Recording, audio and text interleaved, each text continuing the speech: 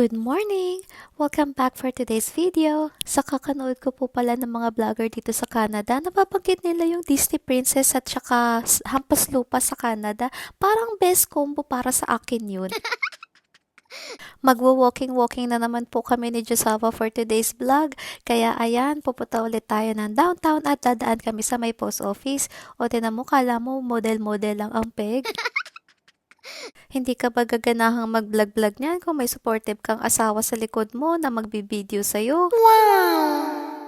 Same building lang pala tong Service Canada at saka yung post office. Nung napansin kong medyo maganda-ganda ang view, sabi ko kay Josawa, mag-model-model ulit ako kasi para siyang pang postcard, o ba? Diba?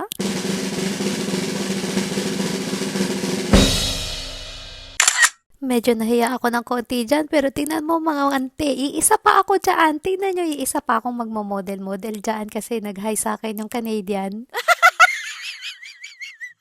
Ito pala yung itsura ng post office dito sa Canada. Napakadaming mga, ano ba tawag dyan? Hindi ko rin alam anong tawag dyan. Diyan pala nilalagay kapag kukunin mo sa post office yung mga sulat mo galing government o galing man sa jowa mo. Amazed pala ako mga ante nung nakita kong may butas pala yun paloob doon. Wow! Maliit na town lang po kasi itong tinitirhan namin dito sa Canada kaya siguro nasa isang post office lang lahat ng sulat. Papasok ka naman doon sa pintuan kapag meron kang pipikaping package from Lazada or kung saan man yan. Pasok rin pala kami ng Tim Hortons, hindi para bumili ng donut, kundi bibili lang kami ng kape ni Josawa habang maglalakad pa uwi.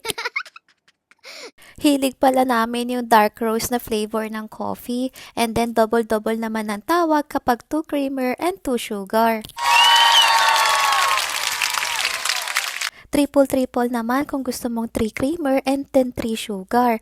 Meron silang sizes na small, medium, and large. So kapag i-order mo siya sa drive-thru, sasabihin mo lang, 1 dark roast, medium, double-double please. Inaya ko pala sandali dito si Josawa bago umuwi. Tumambay kami ng sandali at para makakuha ko ng konting clips. Dito pala kami sa likod ng school dito sa lugar namin. Diyan nag-aaral yung mga international students. Wow!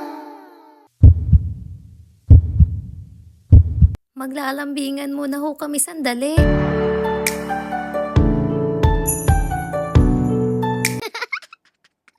Nakapasok na pala ako dyan sa NBCC, sa school na yan. Maganda, maaliwalas at mababait yung mga professor. Naglalakad na pala kami pa uwi, napansin kong mayroon silang lagayan ng mga poops ng mga aso.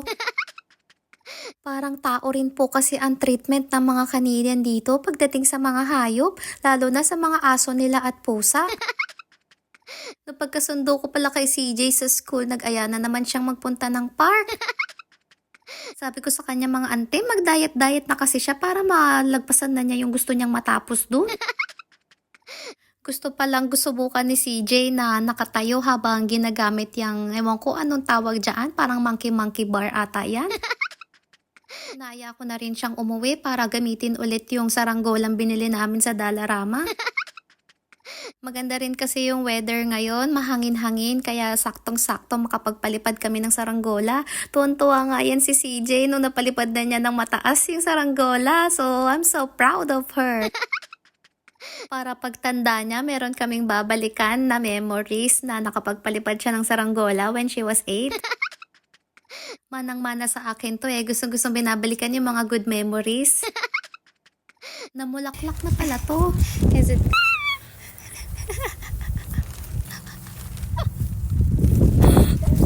Oh, yung maki-face mo ulit. I want this to be my house. May pagkakengkoy po pala yung anak ko.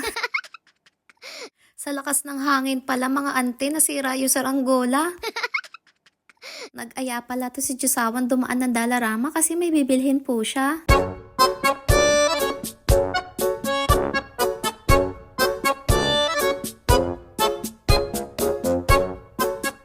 Parang ang labong walang bibilhin tong batang to. Mahilig kasi talagang gumawa ng mga art tong si CJ dahil wala siyang iPad ng 1 week kapag may pasok sa school. So pagkatapos ng school niya, usually yan yung ginagawa niya. Gagawa lang siya ng mga art. Pabili lang siya ng isang cardboard at saka ng isang glue. Akala ko doon nagtatapos yung pinabili niya. Meron pa siyang pinahabol sa kanyang stepfather. But it's not Cheetos. Yes, they are. Oh, you ask Tito. How much? Dali. Yeah. Ilan ka? This or glue? Bro. Dali. Duda. Nag-dollar store naman kami pagkatapos ng Dollarama. Vlogger si CJ. Dali ko. Ayos. Ikaw yung vlogger. Dali. Go. Tour them. Give them a tour in dollar store. Yan.